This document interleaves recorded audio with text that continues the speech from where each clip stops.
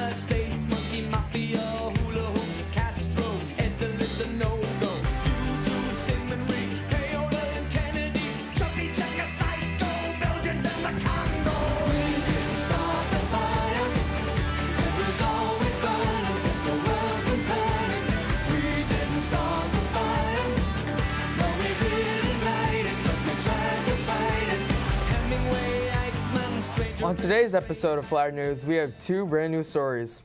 And then we have the weather with Anya Patel.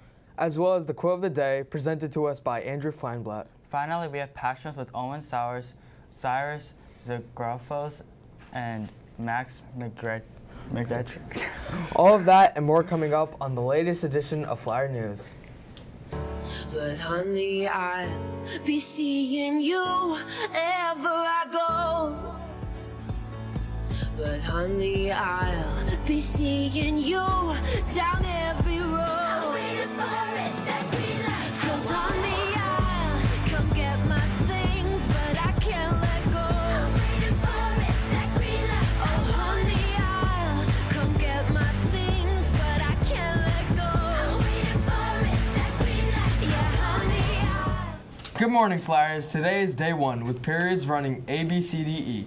From Flyer News, I'm David Simongi. And I'm Parker Chan. Hey Parker, what are you doing for the weekend? Bruh, it's literally Monday. Can't hurt to think ahead, am I right? I guess.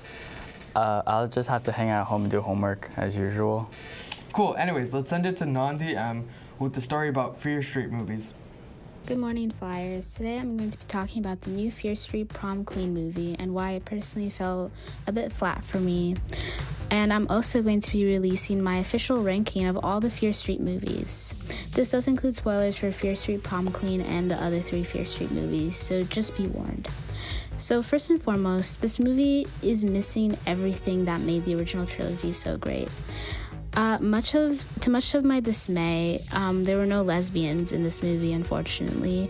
And honestly, you can really feel the absence of Leah Jenek's touch in the script and just behind the camera. The characters are underdeveloped, the pacing is all over the place, and even the editing isn't that great. Also, the majority of this movie takes place at a prom in the 80s. Like, where is the energy? The 80s vibe just wasn't captured at all. There were lots of montages with needle drops, but it all lacked substance. And what was going on with this dance battle exactly? The exposition was laid heavy in this movie, and it just felt I was being told what to feel about things. And unfortunately, it really just felt like a slasher going through the motions at times. They knew they had to hit certain beats in the plot, but there was no actual build-up to any of it. Nothing felt earned, to the kills, to the relationships that the characters had with each other. Most of the kills felt like cop-outs. It was just stab and move on, and there were like barely any chase sequences too. And truthfully, when they revealed who the killer was, I was just like, whatever, sure. I finished this movie severely disappointed and honestly kind of heartbroken because I genuinely wanted to like this movie, but it just felt so flat to me. And honestly, I think it fails as a slasher in every single possible way. On that note, let's move on to my official Fear Street movie rankings. So I think, to no one's surprise, Fear Street Prom Queen is in last place. It undeniably fails as a slasher in every way. The characters are underdeveloped, the kills aren't good, nothing felt earned, and the 80s vibe just really wasn't captured at all through the course of this film. And I understand that it was supposed to be a standalone and not connected to the original Sarah Fear story that was established in the original 3 movies, but honestly, it just wasn't a great horror movie in general, and it really did flop. So, yeah. On to number 3, Fear Street 1666. It's number 3 in my ranking. I think it's a good closer to the franchise. I think it wraps up the story pretty well. I think something that gets me about this movie is the accents in the 1666 timeline. I know it was supposed to be like they're pilgrims and stuff and they have like old-timey accents, but I don't know, like they were like I don't know what they were going for really. Like it was like Irish accents at first, and then they like stopped doing them like after like halfway through the movie. Like I don't know, it was just a bit, I don't know what they were going for. But honestly, I love Sarah and Hannah's story, and it always makes me so sad seeing how their relationship just wasn't supported in the 1600s. But I also love seeing Sam and Dina get their happy ending at the end too. So, yeah. At number 2, I have Fear Street 1994. I think it's a great first installment for the franchise, and I think it does a great job at establishing the characters, the Sunnyvale and Shadyside feud, and the overall mystery of the witch and Sarah Fear. I think on its own too, I think it's also a great slasher movie on its own, and it has like the most innovative kills, I feel like, especially with the bread slicer. I also think that it has like one of the best like soundtracks too, like Okay, well that was scary. Brr, wow, it's cold today. I hope it's not cold tomorrow. Is there any way to find out? Let's check. Let's send it over to Anya Patel with this week's weather forecast.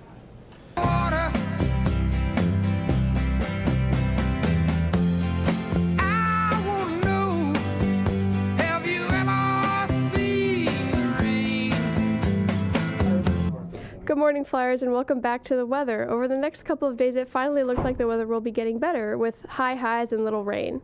Tuesday, there's no predicted rain, with a high of 76 and a low of 48. Wednesday has a low of 55 and an amazing high of 85, no rain. Thursday has some of the highest temperatures we've seen this year, with a high of 88 and a low of 63, with only a 35% chance of rain. That's all for this week's weather report. I'm Elliot Lord, and let's send it back to the desk. You play any cool video games lately, Parker? Yeah, I have. It's called Gran Turismo. What's that about? It's about driving and racing cars. Cool. Oh yeah, speaking about racing, let's send it over to Josh Galvin with the story about the results of Kyle Larson's double attempt. Kyle Larson has a double attempt squabble last year running in the Indy 500 and the Coke 600 has been a cherished but difficult task for any driver. Brain was the problem last year, and now Larson has to start the Coke 600 because of a rule change. Guaranteed he will have to leave the Indy 500 early if it gets to that point. I'm Josh Galvin, and today I will be going over Kyle Larson's second double attempt and hopefully not his last. Starting with practice, Larson crashed twice in the IndyCar, once in April and once right before qualifying. Going into qualifying, Larson had a huge result from last year to top. He did not make it to the top 6 or even the top 12, qualifying 19th. But good news did come with qualifying for NASCAR, going from 10th last year to now 2nd just behind Chase Briscoe for the Coke 600. Starting with the Indy 500, it was looking like just like last year with rain delay. With about 40 minutes past start time, it started, but there was a pace lap crash from Scott McLaughlin that also delayed the start. Kyle got off to an okay start, staying around 20th place until he stalled it on pit road, leading to Kyle being behind for most of the race. Larson was actually very quickly moving up through the field, going from last to P17 in one pit cycle, about 50 laps. But Rifki wrecked it on pit road, which led to a lap 92 restart. Kyle downshifts when getting held up in traffic and spins, wrecking himself, Stingray Robb, and Kevin Simpson. Kyle Larson ran just 230 miles in the IndyCar before having to retire from the race. He got to Charlotte in a timely manner before the Coke 600. Starting on the outside, Larson had a very quick lap 1, leading it and getting out to a large lead by lap 36. Larson hits the wall, exiting 4th, and the car performance takes a dip. Just 6 laps later, Larson spins from lead and permanently damages the car, meaning he'll have to claw back from a massive deficit that he only got around 200 laps later. Once he got back on the lead lap, Suarez squeezed Blaney and Briscoe 3 wide. Larson ended up wrecking in that wreck too. Just 53% of the 1,100 miles were run this year by Larson, slightly better result than the 45 last year. But wrecking in both races was not the goal of this adventure. Alex Palou won the Indy 500 in his first oval win and continuing his dominant start of the season in IndyCar, and in dramatic fashion, Ross Chastain goes last to first and chases down the dominant William Byron to score his first win of the year in a great debut for Amazon Prime broadcasting the event. That is all that happened in both Indianapolis and Charlotte. I am Josh Galvin with Flyer News, and let's take it back to the desk. Do you miss the days when we used to have all-you-can-eat Applebee's? Well, in Applebee's nationwide, they're preparing their summer menus and reintroducing all-you-can-eat. These include many foods like chicken tenders, fried shrimp, and riblets. These Applebee's are also inviting customers to sit back and relax with some of their new drinks. Ever notice what those police are talking about in those shows when they say send out a bolo? Well, a good example of what a bolo is was happily provided by an 18-year-old stealing a car. Police officers called out for a bolo, or be on the lookout for the stolen car, which led to a chase with 2 vehicles being rammed. The child who attempted to flee failed and is now facing criminal charges. Dang, that was crazy. I never knew what a bolo was. Well, at least you know now. Well, yeah. But anyways, it's time for that. What? You'll see. Anyways, let's send it over to Andrew Feinblatt with the quote of the day.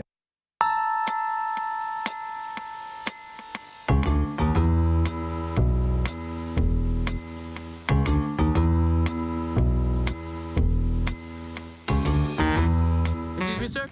Oh, hey, What's your name? Mr. Regan, What do you teach? chemistry. What's your quote of the day? Failure is the predecessor to success. It means that you're going to fail, you're going to make mistakes, but as long as you take the right actions and try to make yourself better from them, you're going to turn out all right. You're going to do well. Thank you. Anyways, I heard that Patch Notes and some other people got together and built a PC. A PC? I love building PCs. I know, it looks so cool. Any pictures? Nah, not yet, I think. Oh man. Why don't we talk to this Patch Notes gang about this? Sure, let's send it to Owen, Cyrus, and Max with the latest installment of Patch Notes.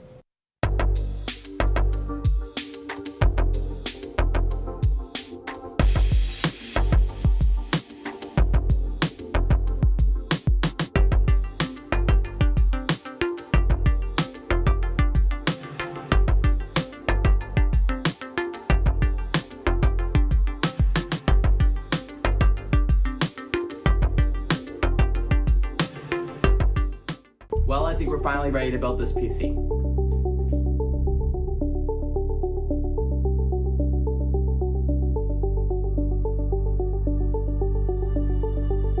All right, we're starting to build a PC, everyone. We're starting. Yeah. Yep. Woo! We got it. We're in the CPU installed already onto the CPU socket. While that's happening, we have Owen over there working on getting the CPU cooler all set up for us.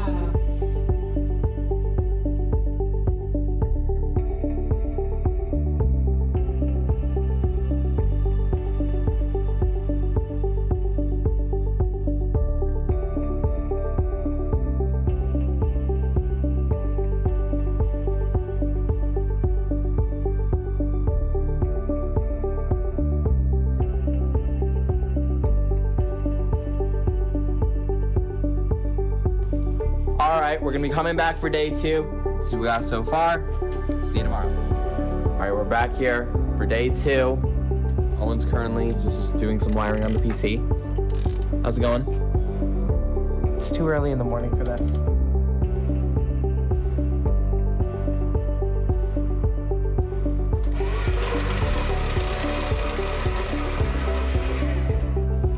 The shredder works.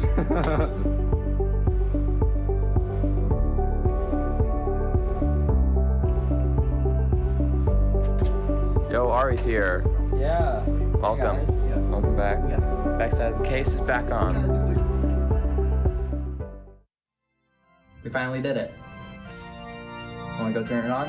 Sure.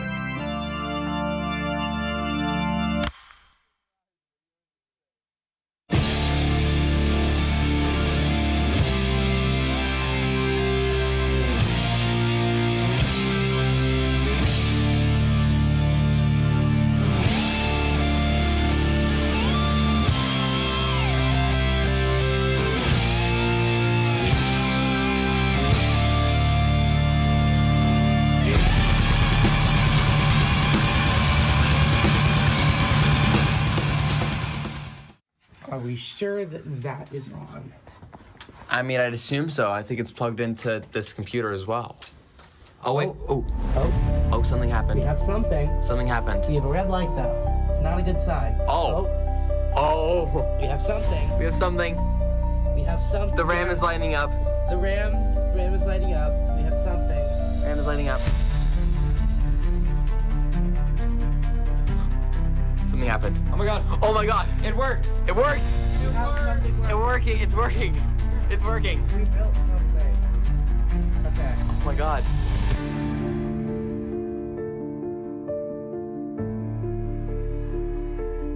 What?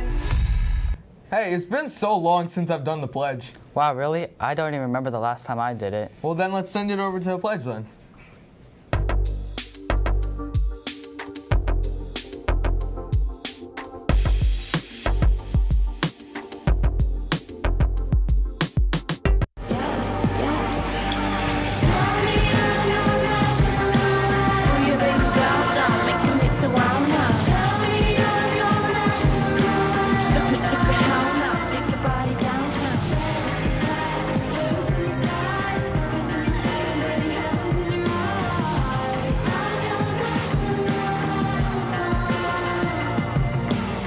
I pledge allegiance to the flag of the United States of America and to the republic for which it stands, one nation, under God, with liberty and justice for all.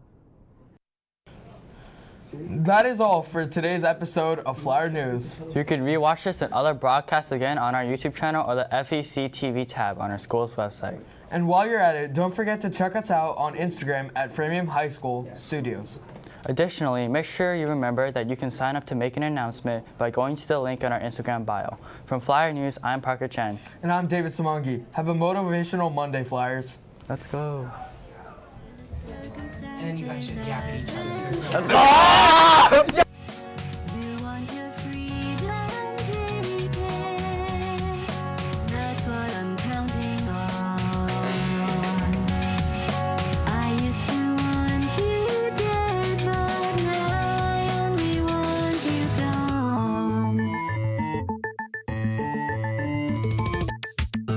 Was a lot like you, maybe not quite as heavy.